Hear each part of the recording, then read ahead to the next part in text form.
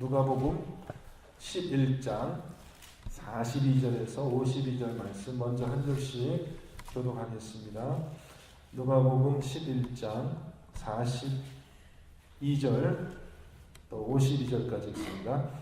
화 있을진저 너희 바리새인이여 너희가 박하와 운향과 모든 채소의 11조는 들이되 공의와 하나님께 대한 사랑은 버리는도다. 그러나 이것도 행하고 저것도 버리지 말아야 할지니라. 화 있을진저 너희 바리새인이여 너희가 회당의 높은 자리와 시장에서 문안받는 것을 기뻐하는도다. 화 있을진저 너희여 너희는 평토장한 무덤 같아서 그 위를 밟는 사람이 알지 못하느니라. 한 율법 교사가 예수께 대답하여 이르되 선생님 이렇게 말씀하시니 우리까지 모욕하심이니이다. 이르시되 화 있을진저 또 너희 율법 교사여 지기 어려운 짐을 사람에게 지우고 너희는 한 손가락도 이 짐에 대지 않는도다. 화 있을진저 너희는 선지자들의 무덤을 만드는도다. 그들을 죽인 자도 너희 조상들이로다. 이와 같이 그들은 죽이고 너희는 무덤을 만드니 너희가 너희 조상의 행한 일에 증인이 되어 옳게 여기는도다. 그러므로 하나님의 지혜가 일렀을 때 내가 선지자의 사도들을 그들에게 보내리니 그 중에서 더러는 죽이며 또 박해하리라 하였느니라. 창세 이후로 흘린 모든 선지자의 피를 이 세대가 담당하되 곧 아벨의 피로부터 제사장 선전 사이에서 죽임을 당한 사가랴의 피까지 하리라. 내가 너희에게 이르노니 과연 이 세대가 담당하리라. 같이 읽습니다. 화 있을진저 너희 율법 교사여 너희가 지식의 열쇠를 가져가서 너희도 들어가지 않고 또 들어가고자 하는 자도 나갔느니라 하시니라. 아멘. 말씀의 제목은 화 있을진저라는 제목입니다. 본문에 6번에 걸쳐서 예수님이 바리새인들과 율법 교사를 책망하는 그런 표현을 하는데 그것이 이제 화 있을진저라는 그런 표현이죠. 총 6번인데요. 앞에 3번은 특별히 바리새인들을 향해서 하신 말씀이고 뒤에 3번은 율법 교사를 향하여서 율법 교사를 향하여서 하신 말씀입니다. 이 같은 표현이 마태복음 23장에도 나오거든요. 마태복음에는 어떻게 나오냐 하면은 화 있을진저 외식하는 서기관들과 바리새인들이여 라고 이렇게 8번 이렇게 저주하시는 그런 말씀이 나오는데 예수님의 표현을 봤을 때 예수님이 지금 책망하시는 가장 중요한 내용이 무엇이냐? 외식이다. 이렇게 우리가 알 수 있습니다. 8번에 걸쳐서 화 있을진저 외식하는 서기관들과 바리새인들이요. 그래서 예수님이 지금 6번 이렇게 책망하시지만 그 내용의 가장 중요한 내용은 뭐냐? 외식이라는 거죠. 외식이라는 것은 겉을 치장하는 겁니다. 겉을 치장하는 거예요. 속과 다른, 겉과 속이 다른 그런 모습을 우리가 외식이라고 하죠. 자, 하나님은 그러한 차별이 없죠. 하나님은 겉이 다르고 또 속이 다른 그런 분이 아니고 진리의 그 진리로서 말씀으로서 그렇게 항상 계시는 분이에요. 근데 우리 인간들은 그러한 하나님의 형상대로 지음을 받았음에도 불구하고 죄로 인하여 타락한 결과 생겨난 아주 깊은 그런 우리 인간의 그 오류가 뭐냐? 내면의 모습과 외면에 나타난 모습이 일치하지 않는 그 외식이 참 우리 인간이 겪고 있는 큰 참 괴로움이죠. 자, 여러분은 스스로 한번 진단해 보시기를 바랍니다. 오늘 말씀을 가지고세요. 정말 내가 겉과 속이 같은 사람인가 아니면 외식하는 사람인가 오늘 말씀 속에서 한번 진단해 보시기 바랍니다. 첫 번째 화를 한번 보겠습니다. 첫 번째 화 너희가 박하와 운향과 모든 채소의 11조는 들이되 공의와 하나님에 대한 사랑은 버리는도다. 자, 11조를 드리는 그 행위는 외적인 그런 신앙생활이죠. 그런 면에 있어서 바리새인들은 참 나무랄 데가 없었습니다.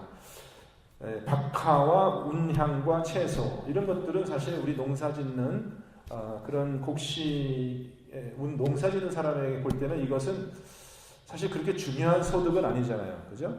이스라엘 사람들이 농사지면 주로 뭐 밀을 소득한다든지 이 곡식을 소득하고 또 과실나무에서 뭐 포도나 올리브나 이런 것을 소득하지, 이 채소는 사실은 이것은 우리는 중요한 농사의 것이 아니라 그냥 곁에 그냥 이렇게 곁따라서 짓는 그런 밭농사잖아요. 그런데 이 바리새인들은 그 모든 소득에 11조를 드리는데 애썼다는 거예요. 그래서 밭에서 나는 그 채소도 그것도 무시하지 않고 그것까지도 해서 배추가 몇 폭이니까 그 중에서 몇 폭엔 내가 11조를 드린다. 뭐 파를 몇 단을 내가 소득을 했으니까 그 중에서 얼마를 내가 11조를 드린다. 말하자면 철두철미 뭐 쌀농 사셨으니까 그것만 드리는 것이 아니라 부수입도 다 이렇게 생각해서 아주 철저하게 11조를 했습니다. 그런데 예수님께서 책망하시기를 율법에 더 중요한 것은 이 공의와 하나님께 대한 사랑인데 그것은 저버렸다, 이렇게 얘기를 하고 있습니다. 성경은 굳이 내면과 외면을 차별하지는 않습니다. 왜 그러냐면은 사실 내면에 있는 것이 외면으로 나타나기 때문에 그랬어요. 우리가 이 겉을 잘 보면은 그 속에 무엇이 있는지 나오는 것이거든요. 그래서 외적으로 나타나는 것은 중요하지 않고 속에 있는 것만 중요하다 해가지고 자기 속에는 좋은 것이 있지만 겉으로는 내가 아무런 좋은 행동을 하지 않고 있다면 그것도 사실은 좋은 게 아니에요. 그래서 오늘 말씀 어떻게 결론이 나냐 하면은 이것도 행하고 저것도 버리지 말아야 할지니라, 그렇게 돼 있어요. 내면은 깨끗하니까 행동은 아무렇게나 하면 된다. 그것도 맞지 않는 이야기라는 거예요. 그러니까 11조를 하는 것이 나쁘다라고 얘기하는 것이 아니죠.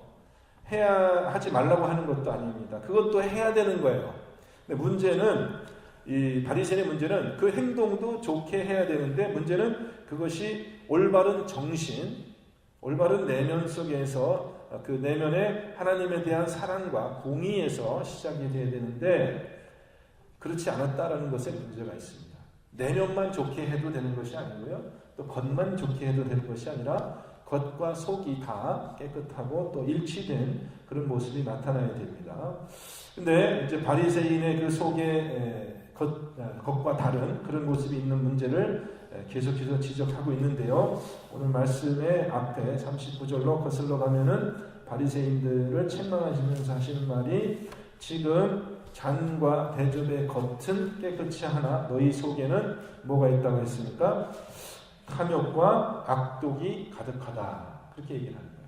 겉으로는 11조는 열심히 하지만은 속에는 그 수많은 악과 탐욕이 가득하다. 이제 나중에 이제 더 진행하면서 보면은 두 번째 바리새인을 향한 화를 하나님 예수님께서 얘기하시는데 이렇게 얘기를 합니다. 너희가 회당의 높은 자리와 시장에서 문안받는 것을 기뻐하는도다. 사람들에게 칭찬을 받고 사람들에게 높임을 받는 것을 좋아하는 그런 마음이 있었다는 것입니다. 11조를 열심히 하고 기도를 열심히 하는 것도 결국은 뭐예요? 그 초점이 뭐예요? 하나님께 인정받는 그런 모습이 아니라 그것마저도 하나님께 드리는 예배의 행위마저도 무엇을 초점으로 해서 무엇을 목표로 해서 그렇게 했다는 겁니까? 사람들에게 인정받고 사람들에게 높임을 받는 그것을 목적으로 했다는 것입니다. 이 동일한 비슷한 동물이 마태복음에도 나오잖아요. 마태복음에는 어떻게 이렇게 표현되어 있냐면 조금 더 자세하게 얘기를 하고 있습니다. 그들의 모든 행위를 사람에게 보이고자 하나니, 이렇게 되어 있어요. 사람에게 보이고자 하나니. 하나님께 보이기 위해서 하는 것이 아니라 사람에게 보이기 위해서 예배도 하고 헌금도 하고 기도도 드리고 그랬다는 거죠. 금식도 하고요. 그래서 어떻게 했어요? 그 경문 띠를 넓게 하며 이 옷에 띠를 넓게 해가지고 옷수를 길게 해가지고요. 그 겉으로 보이는 그 모습으로 자기가 참 하나님께 경건한 그런 모습처럼 보이게 하고요. 잔치의 윗자리와 회당의 높은 자리와 시장에서 문안받는 것과 사람에게 납비라 칭함을 받는 것을 좋아하느니라. 여러분 사람들에게 칭찬받는 것을 여러분 좋아하십니까? 사람들에게 칭찬받는 거 좋아하세요? 다 좋아하시죠? 왜 한 사람만 솔직하게 얘기하시고 다 칭찬받는 것을 좋아하잖아요. 근데 칭찬받는 것을 좋아하는 것까지는 괜찮은데 칭찬 안 해주면 화를 냅니다. 칭찬 안 해주면 화를 내요. 다른 사람을 더 칭찬하면 그건 또 시기합니다. 시기합니다. 네? 자기가 칭찬받는 것이 좋으면 남 칭찬받는 것도 좋아하고 자기도 남을 칭찬할 줄 알아야 되는데 칭찬받기는 좋아하고 칭찬하기에는 또 인색하고요.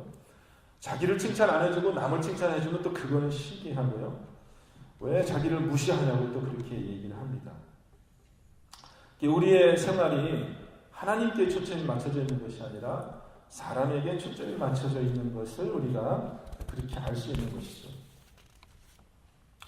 또 상석에 앉는 것을 좋아합니다.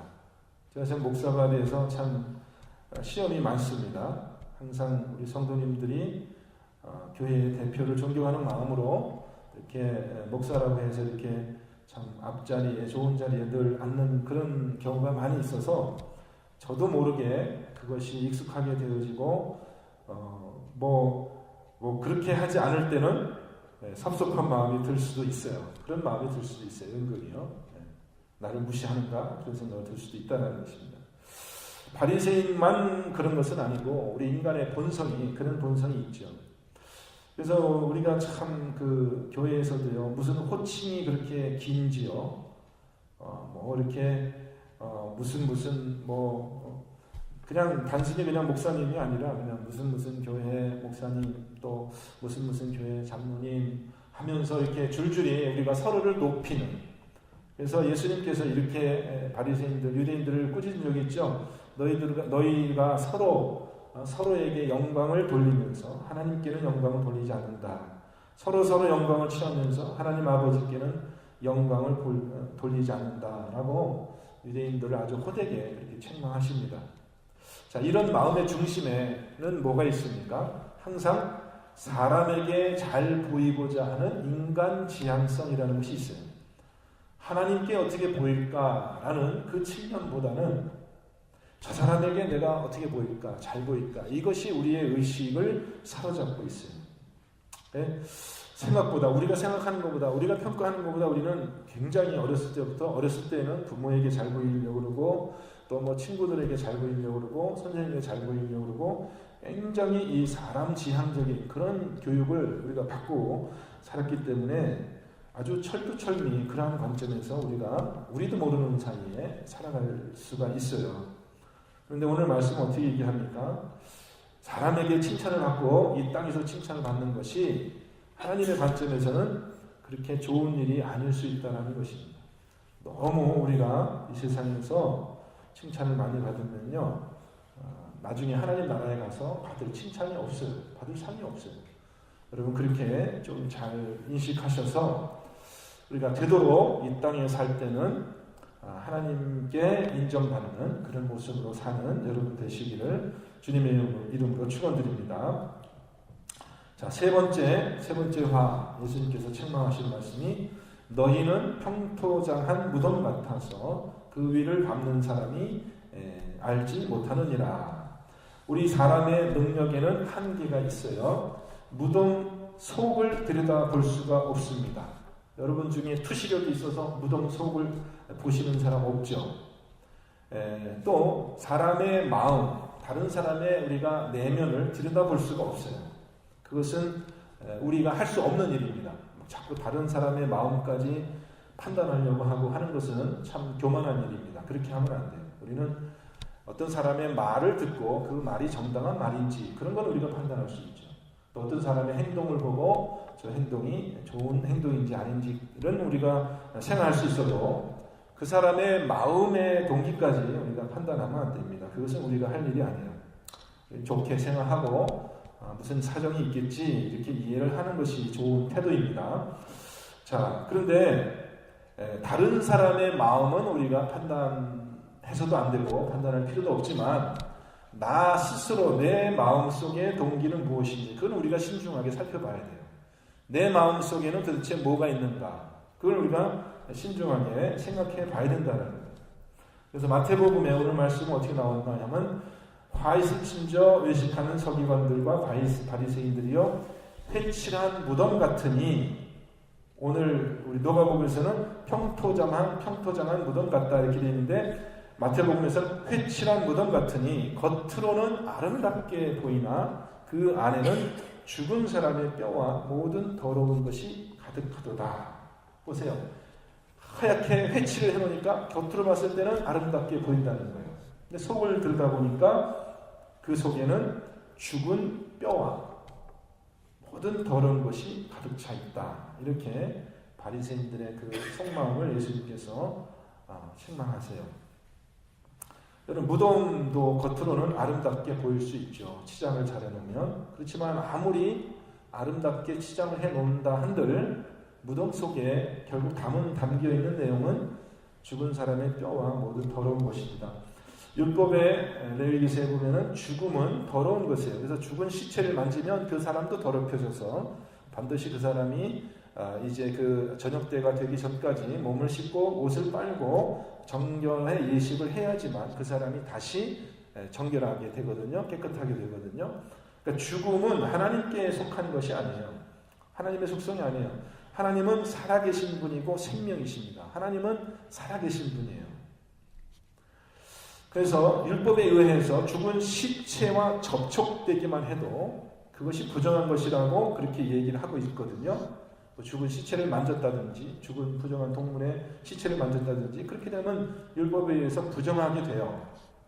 근데 바리새인들은 그러한 부정, 오늘도 이제 예수님하고 변론이 시작될 때 어떻게 시작이 됐습니까? 밥을 먹는데 뭐 손을 씻지 않고 먹는다는 거예요. 그러니까 예수님이 하시는 말씀이 너희가 그렇게 부정한 것과 접촉하는 그런 것에는 신경을 써서 손을 씻고 그릇을 씻고 대접의 겉은 다 깨끗하게 씻지만 막상 너희들의 내면을 들여다보니까 너희들의 내면 안에는 그 죽은 뼈와 더러운 것이 가득하다 이렇게 얘기를 합니다.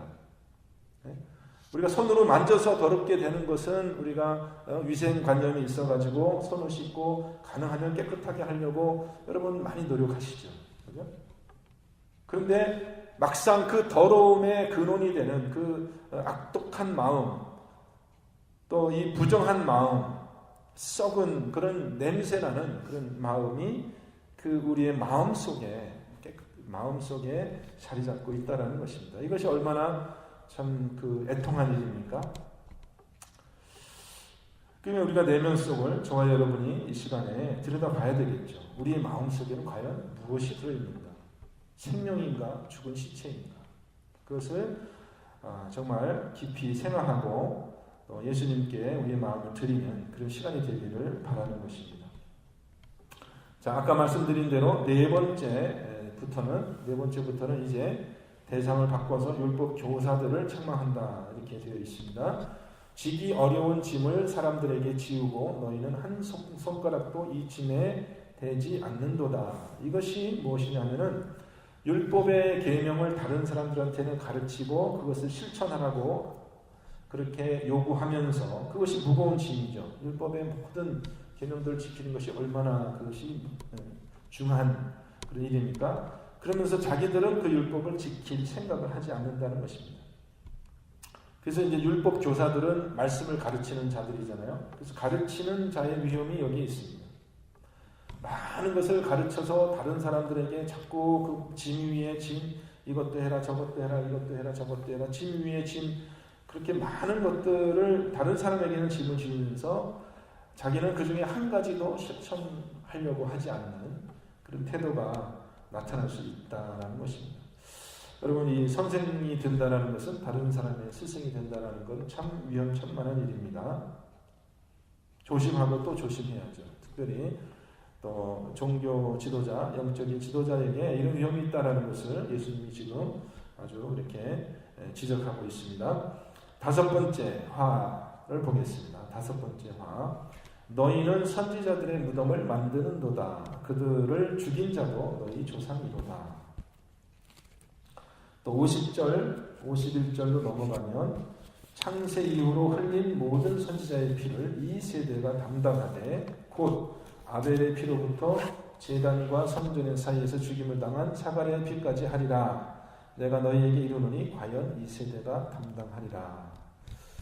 너희 조상들은 선지자를 죽였지만 지금 이 세대, 그러니까 예수님의 세대를 예수께서 말씀하시면서 지금까지 죽은 모든 선지자의 피가 이 세대, 너희 세대도 돌아가리라. 그렇게 얘기를 합니다. 왜냐하면 이 세대가 바로 예수님을 십자가에 못 박아 죽일 그런 세대이기 때문에 그렇습니다. 큰 죄를 담당하는 그런 세대가 되었죠.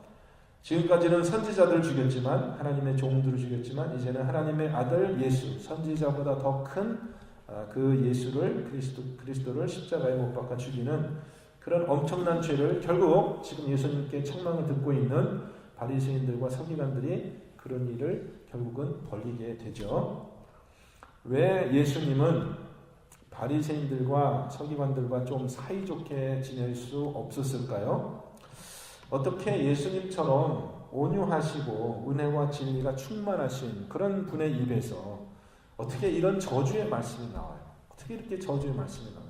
아주 그냥 다른 사람을, 인격을 완전히 그냥 깔아뭉개는 그런 말씀이잖아요. 바리새인과 서기관들이 듣기에 어떻게 느끼셨겠어요? 어떻게 느꼈겠어요? 여러분 같으면 어떻게 느꼈겠어요? 그러니까 이 점을 우리는 깊이 생각해 볼 필요가 있죠. 왜 예수님은 바리새인들과 서기관들과 사이좋게 지내지 못하시고 이렇게 저들을, 이렇게까지 저 사람들을 책망하시고 여러 사람들 앞에서 면박을 주시고 척을 지셨을까? 좀 부드럽게 얘기를 한다든지 좋게 좀 가르치셔서 하려고 하지 않고 왜 이렇게 저주의 말까지 하면서 그들에게 미움을 받으셨을까? 여러분 마태복음 10장 34절에 이런 말씀이 있습니다. 누가복음에도 나오지만 내가 세상에 화평을 주러 온 줄로 생각하지 말라. 화평이 아니요 검을 주러 왔노라. 누가복음에는 화평을 주러 온 것이 아니라 내가 너희에게 이르노니 도리어 분쟁하게 하려 함이로다. 여러분 우리는 예수님이 화평이신 걸 알죠. 그죠? 예수님이 평화이시고 화평이신 걸 알아요. 근데 우리가 이 영적인 원리를 또 깊이 생각해 봐야 돼요. 예수님이 당신께서 말씀하신 거예요. 내가 이 세상에 온 것이 화평을 하러 온 것이 아니라 아버지와 아들이 또 시어머니와 며느리가 아버지와 딸이 불화하게 하기 위해서 남편과 아내가 서로 불화하게 하기 위해서 내가 왔다. 분쟁을 일으키게 하기 위해서 왔다. 이렇게 예수님이 그렇게 말씀하셨다는 겁니다. 화평의 예수님께서 이 땅에 오신 이유가 분쟁을 일으키기 위해서 오셨다라는 그 양면적인 모순된 그 이유를 우리가 생각해야 되는 거예요. 예수님이 이 세상과 화평하고 싶지 않으셨겠어요? 화평하고 싶으셨겠죠. 근데 우리가 생각할 것은 뭐냐면 복음이라는 것은 이 세상과 이 세상의 모든 것과 화평할 수 있습니까? 복음이 이 세상의 모든 것과 화평할 수 있어요? 화평할 수가 없는 거죠. 이 세상의 모든 것과 화평할 수는 없어요. 예수님도 이 세상과 화평하지 못했습니다. 내가 이 세상의 모든 사람들하고 화평하고 싶다. 그건 욕심이에요.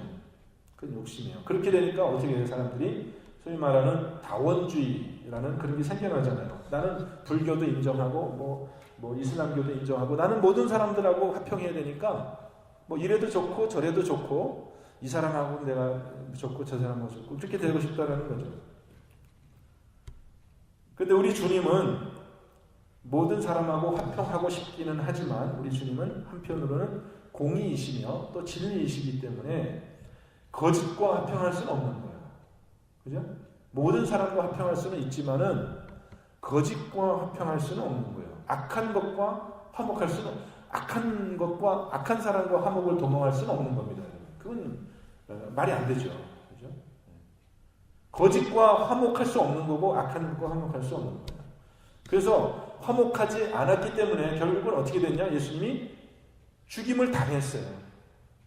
악한 자들에 의해서, 거짓에 의해서, 진리를 미워하고 선을 싫어하는 자들에 의해서 결국은 죽임을 당했어요. 그러니까 예수님이 이 세상에 불화하러 왔지만 예수님은 다른 사람을 죽이지는 않았습니다. 예수님 다른 사람 살리셨죠. 병든 자를 고치시고 죽은 자를 살리셨어요. 귀신을 쫓아내시고 좋은 일을 하셨죠. 그런데 예수님은 죽임을 당하셨어요. 화평하지 않았기 때문에. 저와 여러분이 이 선지자의 사명을 감당하는 사람이라면 우리는 모든 사람과 화평할 수는 없습니다.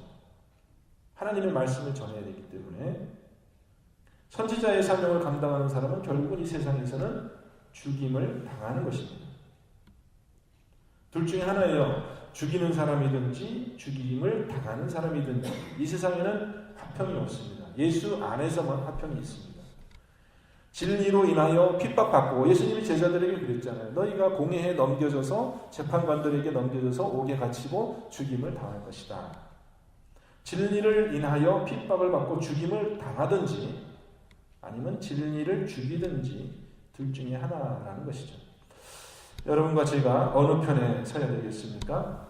죽이는 편에 서야 되겠습니까? 죽임을 당하는 편에 서야 되겠습니까? 여러분 둘 중에 하나를 고르라면 무엇을 고르시겠어요? 죽이는 사람 편에 서겠어요? 죽임을 당하는 사람 편에 서겠어요? 여러분의 선택입니다. 중간은 없습니다. 죽이기가 싶지도 않고 나는 죽고 싶지도 않다. 나는 그냥 편하게 살겠다.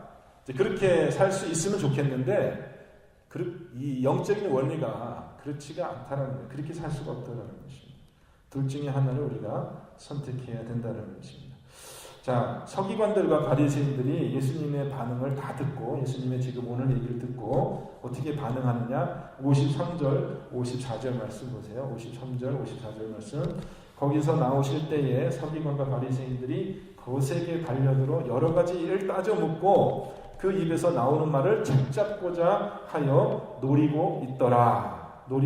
안갚음을 하려고요. 기회를 노려서 이 살인자의 모습이죠. 죽이는 사람의 모습이죠. 죽는 사람의 모습은 아니에요. 죽이려고 하는 사람의 모습입니다. 저와 여러분이 절대로 이런 자리에 서지 않기를 저는 주님의 이름으로 간절히 부탁드립니다. 노려서요. 다른 사람의 말을 책을 잡으려고 하고 노리고 있고 죽이려고 하는 그런 자리에 서지 않기를 바랍니다. 가능하면 죽는 자리에 내가 당하는 자리에 그냥 좀 억울해도 그런 자리에 서시는 것이 그것이 예수님의 제자된 도리예요. 그것이 하나님께서 우리를 이 세상에 보낸 그런 목적입니다. 우리는 죽이는 자가 되서는 안 되고요. 가능하면 죽는 자가 돼야 돼요. 예수로 인하여 핍박받고 죽는 것을 오히려 기뻐하는 그런 자리에 서시기 바랍니다. 자, 6번째 화가 남아있는데요.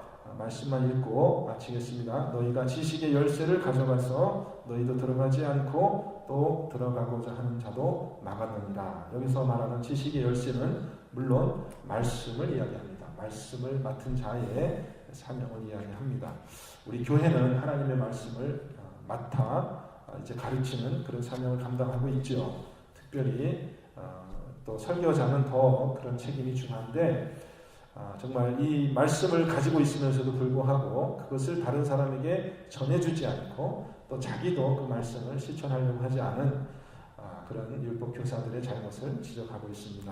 오늘 하루 삶 속에서 여러분 정말 우리의 내면을 잘 살펴봐서 정말 우리가 예수님께 이런 책망을 듣는 자리에 서지 않도록 이렇게 우리의 생각과 마음을 지키고 또 예수님 편에 서는 복된 하루가 되시기를 주님의 이름으로 축원드립니다. 기도하겠습니다. 하나님, 진리와 은혜가 충만한 그 예수님이라 할지라도 참 이 세상의 모든 사람들과 화목하지 못하고 결국 그 갈등 속에서 십자가에 죽으셨던 것을 기억합니다. 정말 이것이 성도의 삶일지인데 우리가 오늘 하루의 삶 속에서 어떻게 간절한 마음으로 하나님께 기도해야 될지 또 어떻게 간절한 마음으로 이 마지막 세대에 정말 우리가 주님의 그 신앙을 순결하게 지킬 수 있을지 깊이 고민하고 또 우리 삶 가운데 실천하는 그런 하루가 되기를 소원하며 또 주님의 자비와 긍휼이 넘치도록 우리와 함께 하시기를 주님의 이름으로 간절히 기도합니다. 하나님 함께하여 주옵소서. 예수 그리스도 이름으로 기도하옵나이다. 아멘.